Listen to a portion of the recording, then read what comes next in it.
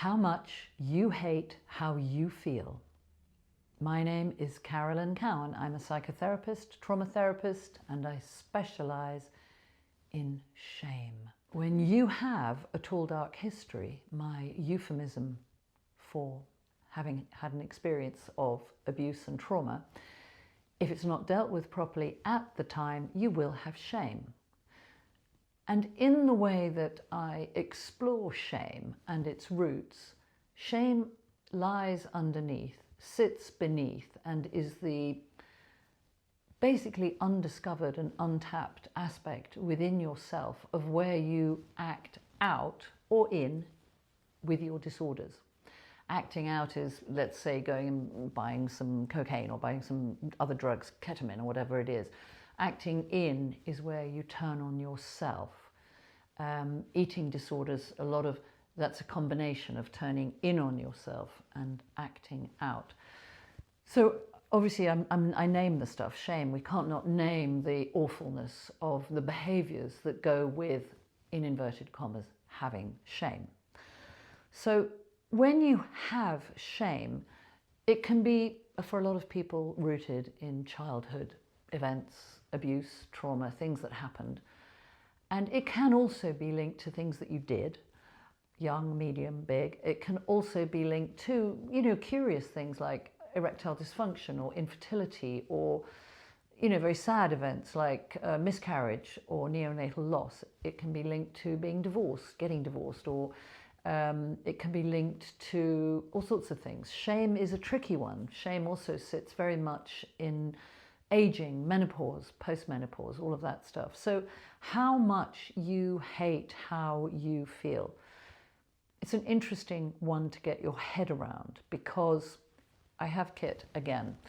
I did another video. There's a second video which is about opening the window of tolerance. So we're going to get a piece of paper if you can. It won't really work on your phone, but you can work on it later on your phone, but you don't have to copy what I do. You can re-watch the video. I have a piece of A4 paper and I'm going to make 3 columns here. 1, 2, 3. There. 3 columns. So in the first column goes what happened. So that could be you were sexually abused as a child, you were raped. I'm not taking it lightly. That could be you were beaten, you were abandoned at boarding school, one of your parents died. I have no idea. The multiplicity of things that could have happened. It could have just been one repeating event. It could have been one shocking thing that happened that triggered you. And if it wasn't dealt with properly at the time, it's highly likely that you will have shame. And a lot of psychotherapists aren't talking about shame. So I'm being brave and fearless. I'm literally saying, what happened, if it wasn't dealt with at the time, will likely give you shame. If you were being shouted at as a child, if you were being, I could go on and on, so many things I could say, but if you have 3 columns, and in the first column, if you list what happened, it doesn't have to be anything that anyone else would understand. Make code. Don't leave these papers around, okay? If you do it on a piece of paper, don't leave it out. Just don't make yourself vulnerable. But if you need to list what happened in your history, and I did write a book about shame, they're sitting at the back here, and I have a lot of useful chapters to help you understand what happened. There are 9 types of abuse, and there are 3 routes to trauma. And it can either be something that was done to you, and in some cases it can be something that you did. So what happened? But again, don't leave this paper vulnerable for your children or your partner or whatever to see. Just do the work and then burn it or eat it or whatever it is you need to do. So in the first column, write what happened. And then in the second column, you might not have any kind of diagnosis, but I'm going to put disorders. Now, disorders, there's a vast arcana. There's a whole range of different disorders and more coming in all the time. Disorders could be things like, it could be, high levels of anxiety all the time. It's classified as a disorder when it's been going on for more than 3 months. So if you know that you're really anxious and you have been for a very, very long time, then you don't have to give yourself a badge that says, I've got generalized anxiety disorder. Don't do that. Just recognize that's the issue. If you recognize and know, you might have a really bad Coke habit. Some of these things are really secret. That's an addictive disorder. You might know that you have either disordered eating or an eating disorder, and maybe nobody knows. So again, keep the paper safe. It's really important. Don't leave it out. But write down the disorders. You might be neurodivergent. You might have self-harming disorders. So you have what happened, and then you have your disorders. So write down in brief what happened. Write down whatever disorders you have, and that's so you have the whatever happened resulted in safety mechanisms, creative adjustments. It resulted in different ways that you chose to soothe the unbearableness of how you felt. And that comes back to this hand-holding video, which is the video about your window of tolerance. What happened is protected by the disorders. The disorders are, in essence, the function of the dysfunction. Now, that's just psychotherapeutic talk. It's not meant to be some awful wallpapering you with horrible words. It's just how therapists talk. So what happened and the resultant safety mechanisms or creative adjustments that you use, and I don't mind how many you have. Now, what goes in column 3 is a really, really interesting question. We have a red pen. It's a really interesting question. Column 3 is the bit that's quite challenging to get your head around.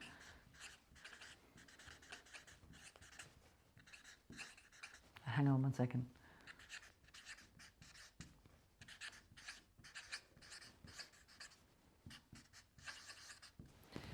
Column 3 is literally how much you hate how you feel.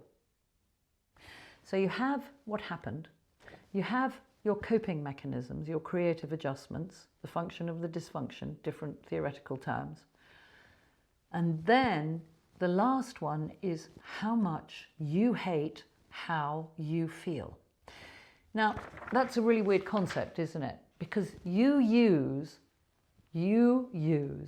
how much you hate how you feel to keep your trauma alive, the stories alive, and to allow you to act out and act in a continuous loop. Now, I'm not saying that you're acting in or out 24/7, but you will notice, let's hypothetically say, you have a tall dark history, let's say you have an anxiety disorder, you will berate, you will beat yourself up internally about your anxiety disorder, and that will allow you to.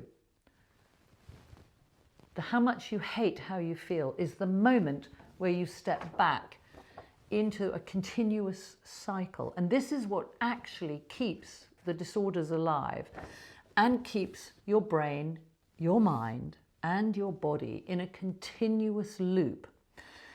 Now, I love it when people comment, and I love it when you ask me questions. This is a 3-part model about how you recycle yourself. It's awful, isn't it? You recycle yourself back into shame, trauma, abuse, and disorders. How much you hate, I don't know, your OCD, or how ashamed you are of when you purge, when you eat loads and then you gorge, or all of these things, that how much you hate how you feel is what keeps it looping, because you have to remember that shame is a parasitic, self-replicating emotion. It wants to be passed on. This is the really weird thing about shame, and it doesn't want you to get rid of it because it's such an embedded safety mechanism. That's what the disorders are. When you were little, medium, or big, and these things that ideally wouldn't have happened or shouldn't have happened did happen, you came up with coping skills. That's the disorders. You came up with things that keep you, actually, I'm going to say something naughty, bad. I mean, I say it, I don't have a problem saying it, but you might not like this, but the disorders keep you a victim of what happened. Now, obviously, That is a sweeping statement, and over the course of all of these videos I will always be exploring that. But we live in a time where the victim is very powerful. Actually, the victim is the most powerful position, and that victimhood is part of how much you hate how you feel. Not just the notion of being a victim, but the triggers that come within the disorders. The disorders are basically categorized behaviours relative to being triggered. That is what the DSM-5 is all about. It's categorizing what you do when you're triggered. Kind of simple, really.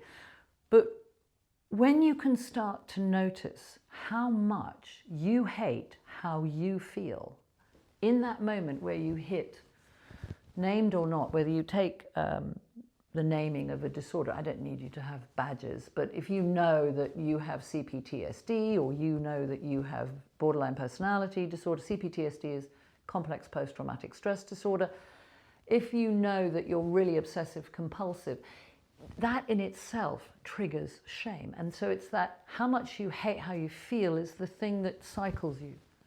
So you're constantly looping yourself. Is there a resolution is a great question. I hear you ask. Yes, there is a resolution, and the resolution is, start to do the work on what happened. Now, you can do that with a psychotherapist. My book is very much focused on that. I point behind me because they're there. If you can process and digest what happened, and if you can start to work on your shame and what it's doing to you in how much you hate how you feel, what happens naturally, gently, kindly and slowly is that the volume on the disorders turns down. And as the volume on the disorders turns down, the volume on how much you hate how you feel turns down. And I think really I'm going to end this video by saying it's not a great position to be a victim. And the problem with the victim position is it allows you to weaponize trauma, which keeps you in the loop. So a far nicer way to move through the world for you and everyone around you is literally to do that awful psychotherapeutic thing that comes in inverted commas, do the work.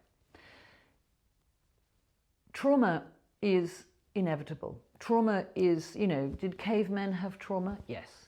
Dinosaurs wandering around. Did the Elizabethans have trauma? Yes. Absolutely. I mean, did the Victorians? Yes. Did everybody after the First and Second World Wars? And we can go much broader. It's a given. It's a given. It's part of our human experience. So using that as the basis upon which to move through the world, it doesn't really give you a life. It keeps you locked in what happened. And actually, in the base of all of what happened, there's some extraordinary aspects to yourself that when you're free of the fear of yourself, because how much you hate how you feel is the fear, you don't trust yourself, you don't trust the other, you don't trust the universe. When you start to learn to take care of that child part of you, again, another video, you begin to come out of being a victim. You actually begin to be able to manage your life, to hold on to everything that shows up in front of you, to love the moment. This three-part model is about living in the pain of the past and the fear of the future, which makes right here, right now, utterly intolerable. And there again is that window of tolerance. I really say, go forth, beautiful person. Give yourself and everyone around you a break. Do the work.